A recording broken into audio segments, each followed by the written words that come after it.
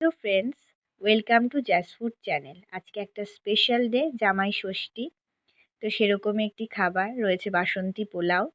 তার সাথে রয়েছে 5 রকমের ভাজা, আলু ভাজা, বেগুন ভাজা, পটল ভাজা আর একটি কাতলা মাছ ভাজা। তার সাথে রয়েছে আরও অন্যান্য খাবার। তো আজকে যে দিনটা, এই দিনটা কিন্তু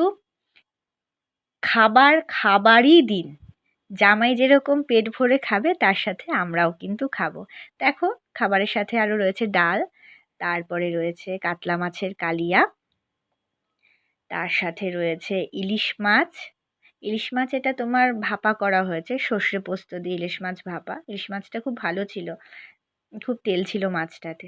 তারপরে রয়েছে আমের চাটনি, আমটাকে গ্রেট করে করা হয়েছে চাটনিটা। আর তার সাথে রয়েছে দই আর মিষ্টি।